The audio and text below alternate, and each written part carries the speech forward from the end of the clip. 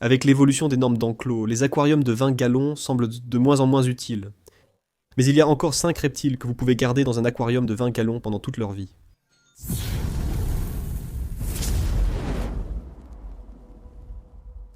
Diamant ne peut pas rester dans un aquarium de 20 gallons. À l'époque où j'ai commencé à élever des reptiles, un aquarium de 20 gallons convenait parfaitement aux dragons barbus, aux geckos léopards et aux pythons royaux, et toutes ces choses-là. Nous savons que nous ne devrions pas les garder dans un terrarium aussi petit. Pour vous donner un contexte, voici les 5 reptiles dont nous allons parler. Vous pouvez soit le garder dans un aquarium de 20 gallons long, et c'est celui que j'imagine dans ma tête. 30 pouces par 12 pouces par 12 pouces. Je parle d'un aquarium d'environ 20 à 25 gallons. Passons au numéro 5. J'ai promis de ne pas remplir cette liste uniquement de geckos. Il y a aussi des serpents et d'autres choses inattendues. Numéro 5. Les fans. Nous parlons des geckos à queue de feuilles sataniques, surnommés les fans car ils sont Uroplatus fantasticus.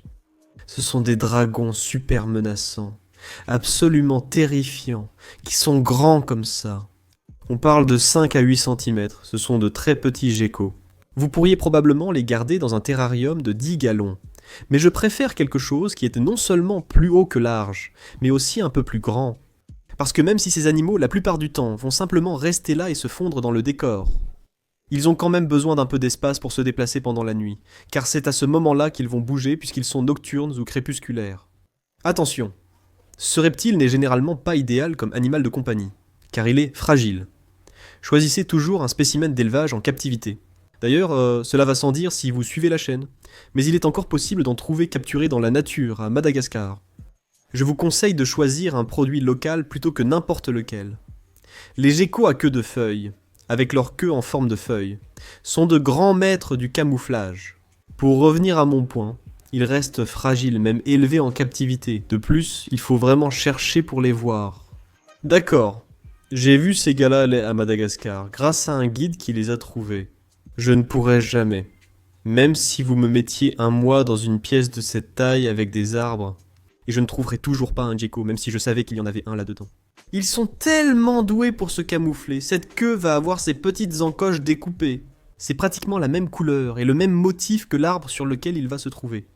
Ils sont incroyables pour se cacher, et ils ne sont pas les animaux les plus faciles à manipuler. Ils ne mordent sans doute pas, mais sont fragiles et n'aiment pas être touchés. Ce sont des espèces fascinantes. Je pense qu'ils sont géniaux. Personnellement, je n'en garde pas parce que c'est essentiellement comme avoir une boîte pleine de terre et de bâtons.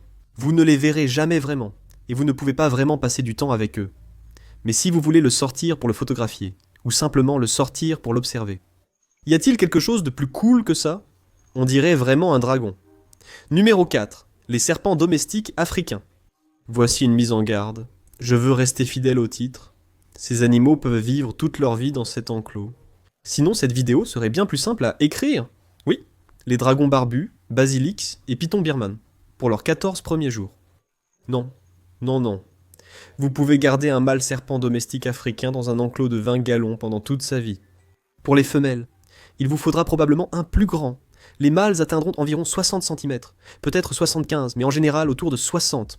Donc l'enclos reste plus long que leur corps réel. Et pour les serpents domestiques, je parle du capensis. Donc il y a quelques espèces différentes. Mais c'est du capensis dont je parle, parce qu'ils sont tout simplement meilleurs. Encore une fois, achetez-en un élevé en captivité. Mais la raison pour laquelle je les aime, c'est qu'ils sont tout simplement des serpents lisses et élégants. Avec leurs yeux globuleux, ils sont super curieux. Souvent, ils sortent de l'œuf assez nerveux et parfois un peu mordeurs, mais leur bouche est tellement minuscule et ils sont si petits. Même mordus par un adulte, tu ne saignerais sans doute pas. Mais ce qui est génial, c'est qu'une fois que tu les as apprivoisés, ils deviennent en quelque sorte des animaux dociles, et ça ne prend que quelques minutes. Avec certains animaux, il faut un vrai processus pour gagner leur confiance. Mon varan arboricole bleu, Stitch. Ça fait des mois, et finalement il mange dans nos mains. Avec ces serpents domestiques, c'est juste une journée, quelques minutes de manipulation. Soudain, ils se détendent, et ne cherchent plus à fuir ou mordre. De plus, ils sont faciles à garder. Les ventilateurs évoqués. Ils aiment un environnement frais et humide, tandis que d'autres préfèrent un climat plus sec et chaud, sans extrême. Pas si chaud que ce soit difficile à maintenir si tu vis dans un environnement froid. Je vis au Canada et peux garder des serpents des maisons toute l'année sans souci, notamment dans cette liste de 20 gallons. Tu peux mettre ces animaux dans de plus grands terrariums. Tout ce qu'on dit sur le stress lié à la taille, c'est des balivernes? Ça n'existe pas. Si tu leur mets assez d'éléments dans le terrarium pour qu'ils se sentent en sécurité, tout ira bien. Tu pourrais même les mettre dans une pièce si tu voulais. Numéro 3, les grenouilles fléchettes. Je sais bien que c'est un amphibien. J'aime bien gâcher cette liste avec un amphibien. Parfois, j'ai l'impression que dans ce hobby, les gens qui aiment les reptiles aiment aussi les grenouilles. Moi, c'est mon cas. J'aime tellement les dendrobates que j'ai plusieurs tatouages d'elles. Elles sont géniales. J'ai quelques espèces préférées, mais la raison pour laquelle je les inclus dans cette liste. Bien que j'ai inclus les dendrobates dans la liste des dicalons, que vous pouvez regarder juste ici, c'est simplement parce qu'il existe différentes espèces qui ont des besoins différents. Par exemple, les Santa Isabel. Elles sont géniales, bruyantes, magnifiques, très audacieuses, et se reproduisent de beaucoup. J'adore ces petites bêtes, elles sont géniales, mais elles sont petites. Et si vous voulez garder quelque chose dans un plus petit terrarium, allez-y. Si vous souhaitez une dendrobate plus grande, optez pour une grande espèce de Tantoria ou de Philobats. La Terribilis est vraiment celle que je préfère. La Terribilis, qu'elle soit menthe ou orange, à mon avis, c'est la plus cool.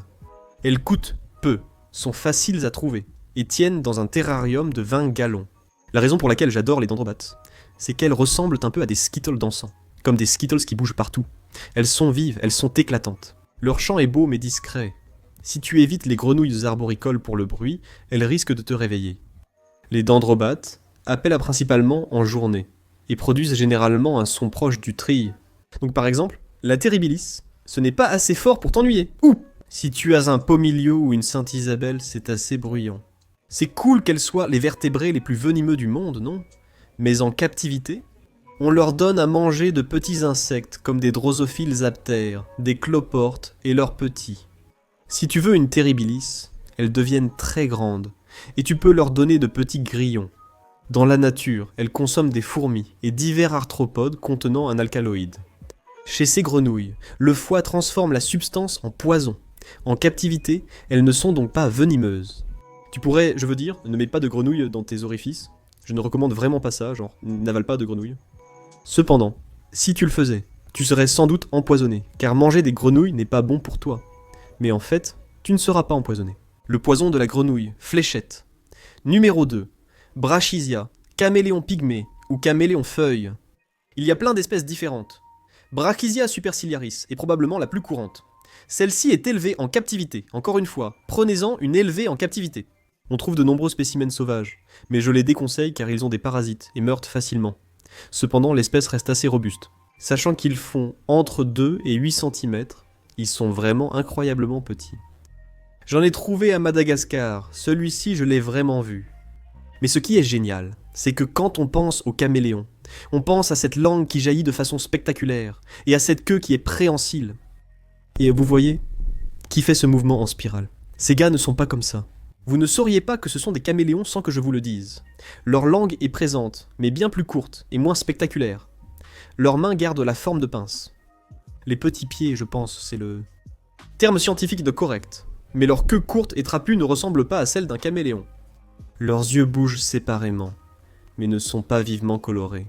Ils ont un aspect très terne et sont très petits, et ils sont tellement petits que leurs œufs, car ils pondent des œufs, ressemblent à des tic-tac. C'est assez drôle. Celle que vous regardez en ce moment est une femelle gravide. C'est une femelle avec des œufs. Regardez sa taille. Elle est petite. Elles ne sont pas faciles à manipuler, mais on peut en garder un groupe. Vous pouvez en garder 2 ou 3 dans un terrarium de 20 gallons, ou seul. Et ce qui est intéressant, c'est que beaucoup de gens pensent que les caméléons ont besoin de hauteur. Ceux-ci préfèrent en fait rester plus près du sol. Vous les verrez souvent au sol, même si celui-ci est sur une branche. Si vous voulez un caméléon qui n'exige pas beaucoup de hauteur, c'est l'idéal. Offrez-lui de petits insectes et maintenez de bonnes conditions. Ils sont en fait assez robustes. Si vous les trouvez élevés en captivité, le numéro 1 est un animal dont j'ai déjà parlé, mais enfin, vous pouvez les trouver élevés en captivité. Ce sont les serpents verts rugueux ou lisses. Nous les regroupons car ils nécessitent des soins similaires et ont une taille proche.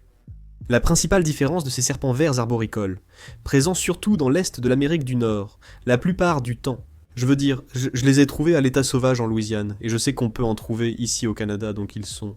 Les couleuvres vertes lisses et rugueuses ont une vaste répartition. Leur grande différence, la principale différence, même s'il y en a plusieurs, c'est l'écaille carénée. Les couleuvres vertes rugueuses ont une écaille carénée. Les couleuvres vertes lisses n'en ont pas. Si vous en voyez une à 10 $, n'achetez pas. C'est un animal sauvage. Il ne faut pas retirer les animaux de leur milieu, même non menacés. Peu importe, elles seront plus difficiles à garder en vie. Si vous en trouvez une à 100 ou 200 $, c'est mieux. Il y a des chances qu'elle soit née en captivité, et le meilleur moyen de le savoir, c'est de demander. J'en ai vu qui étaient nés en captivité.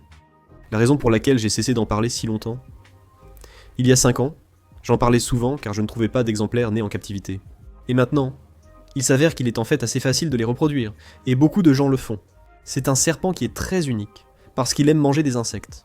Il suffit de nourrir ces animaux avec des insectes. Inutile de leur donner rongeurs, poissons, grenouilles ou lézards. Des grillons, par exemple, ou des cafards, c'est ce qu'ils vont manger dans la nature, des chenilles la plupart du temps, vraiment. Si vous aimez les serpents, mais n'en avez pas car vous ne voulez pas leur donner d'autres animaux, comme des mammifères, amphibiens ou reptiles, à manger. Procurez-vous cet animal, un serpent arboricole ressemblant à une liane. Il aime beaucoup de cachettes, il préfère que ce soit un peu plus haut. Je conseille un terrarium plus grand pour mieux observer leurs déplacements, car ils sont diurnes et actifs. Vous pouvez aussi les garder dans un terrarium de 20 gallons haut. Dites-moi en commentaire quel reptile est, selon vous, le meilleur pour ce type de terrarium. Merci d'aimer la vidéo et de vous abonner. Soutenez aussi le Patreon. Des vidéos en avant-première pour vous, des réductions sur les produits dérivés, des conversations en tête-à-tête sur tout ce dont vous avez besoin. Tout cela, et bien plus encore pour seulement $1 par mois. Je publie 2 vidéos par semaine, donc à la prochaine.